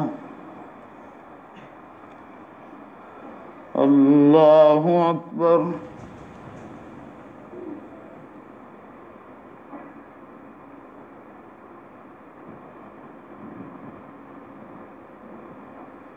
الله أكبر الله أكبر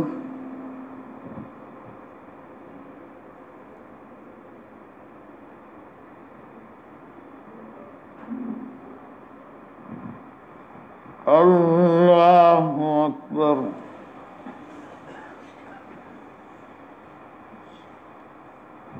التحيات لله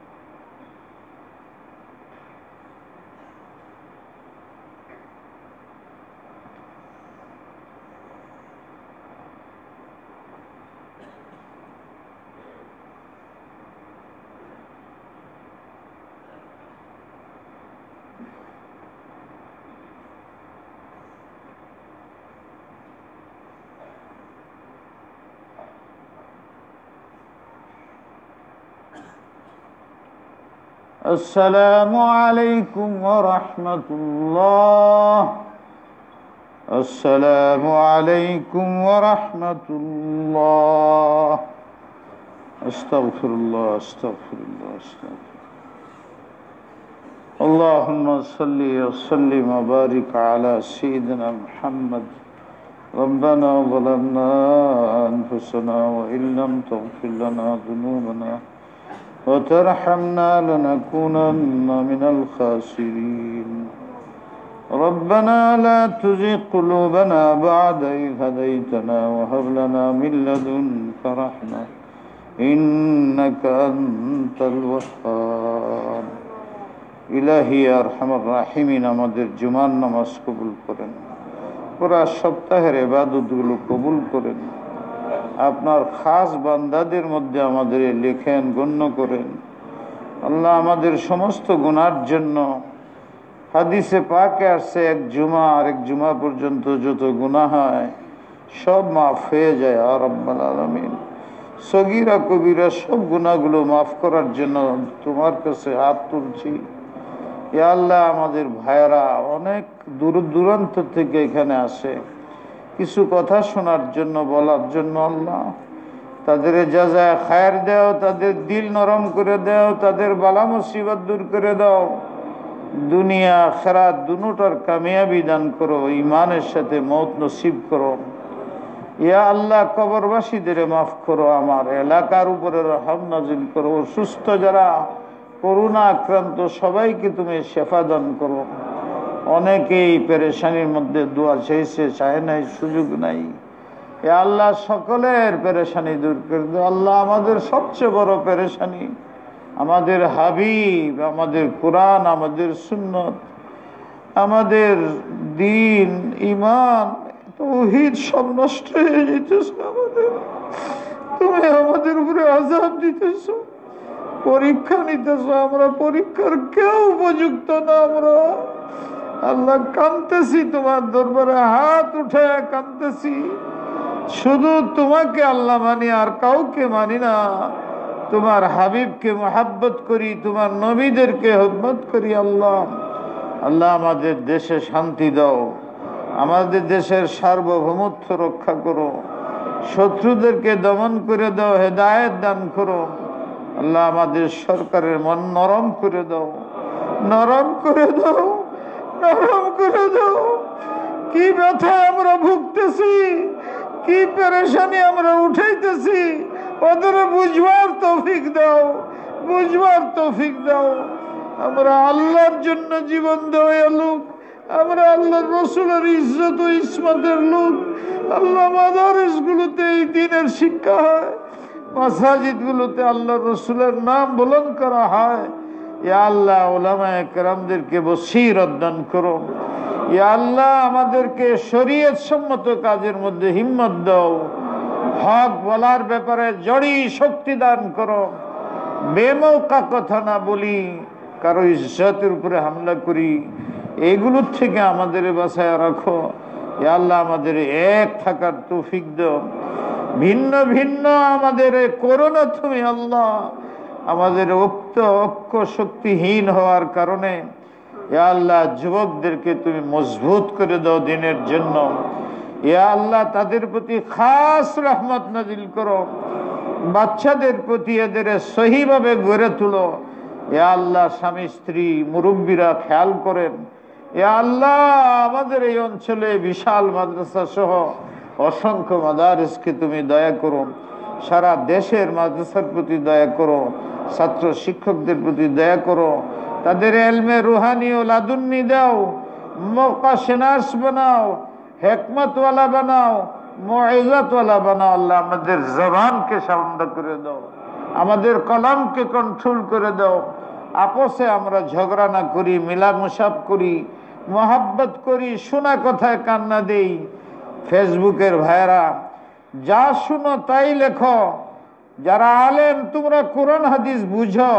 কাফা লিল মারই কাযিবান ইউহাদ্দিসু বিকুল্লি মা সামিয়া।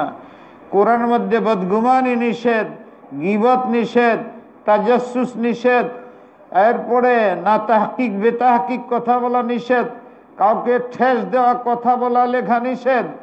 হায় আমার আলেম ভাইরা, আমার আলেম ভাইরা, আলেম ভাইরা, ছাত্ররা কেন বুঝো না? এটা তো কোরআনের তারিফ হয়ে যাইতেছে আমলান। আল্লাহ আমাদের এই সব গুনাহকে মাফ করে দাও, গুনাহ থেকে বাঁচাও। আল্লাহ এই সংকটময় অবস্থা একটা সভা রাখছি উলামায়ে কেরামের মশওয়ারার জন্য। আল্লাহ আমার কোনো বুদ্ধি নাই, ক্ষমতা নাই। আল্লাহ আলেমরা সব বুদ্ধি দাও, বসিরত দান করো। আল্লাহ আমাদের এই মসজিদ যাতে সুন্দর হয়, দেশের জন্য ভালো একটা সিদ্ধান্ত আসে, সরকার এবং বেসরকার সকলে এটা মানে, এইরকম একটা সুন্দর এলহামি সিদ্ধান্ত তুমি দান করো। ইয়া আল্লাহ আমার উলামা ভাইরা মুহাব্বতের সাথে কোনো উদ্দেশ্য নিয়ে নয়, শুধু ইখলাসের জন্য, শুধু দ্বীনের হেফাজতের জন্য, শুধু এলায়ে কালিমাতুল্লাহর জন্য চিন্তা করে ইখলাসের সাথে মুহাব্বতের সাথে আসেন। আল্লাহ আমরা যে কয়জন বসতেছি আমাদের ইখলাস দান করেন, সুন্নাত দান করেন, স্বার্থহীনভাবে কাজ করার তৌফিক দেন। আমাদের দিলের মালিক তো আপনিই। আপনি আমার দিলকে মুখলেস বানায় দেন, মুখলেস বানায় দেন। ইখলাসের এত পাওয়ার, দুনিয়া চুরমার করে দিতে পারে। দিলের সব ফাসাদ দূর করে আল্লাহ আমাদের মকসদকে পুরা করে দেন, সরকারের দিলকে নরম করে দেন। এ আল্লাহ স্কুল কলেজ ইউনিভার্সিটি সহ সমস্ত মানুষকে হেদায়েত দান করেন। সকলকে আল্লাহ তুমি হক পথে চালান, সবাই যাতে জান্নাতবাসী হয়। আমার নবীর তুফাইলে, আমার নবীর তুফাইলে এক একটা সুন্নত তরক হইলে, আমার নবীর দিনের মধ্যে একটা করে বুলেট লাগে, একটা সুন্নত তরক হইলে কষ্ট পায় উনি। দুনিয়ার মানুষ কষ্ট দেওয়ার সুযোগ পায়, মুসলমান তোমরা যদি সুন্নতের উপর আসো, সারা দুনিয়া তোমাদেরকে মহব্বত করবে, তোমার নবীকে শ্রদ্ধা করবে, তোমার আল্লাহকে শ্রদ্ধা করবে, তোমার কোরআন হাদিসকে শ্রদ্ধা করবে। আমাদের চরিত্রহীনতার কারণে ওরা সাহস পাইতেছে, আমার নবীর কিছুই হবে না, কিন্তু আমাদের ব্যথা লাগবে, কোনো লাভ হবে না। লাভের তরিক হলো সুন্নতের উপরে আসো, দ্বীনের উপরে আসো। আল্লাহ আমাদের সবার হাতকে কবুল করেন। রব্বির ফিরলি ওয়ারহামনি ওয়ারযুকনি ওয়াহদিনি ওয়াআফিনি। আল্লাহুম্মা ইন্না নাউযু বিকা মিনাল বারাসি ওয়াল জুনুনি ওয়াল জুযাম ওয়া মিন সাইয়্যিল আসকাম। লা ইলাহা ইল্লা আনতা সুবহানাকা ইন্নী কুনতু মিনাল যালিমিন। সুবহান রাব্বিকা রাব্বিল ইজ্জাতি আম্মা ইয়াসিফুন। আল্লাহুম্মা সাল্লি ওয়া সাল্লিম ওয়া বারিক বিরহমাতিকা ইয়া আরহামার রাহিমিন।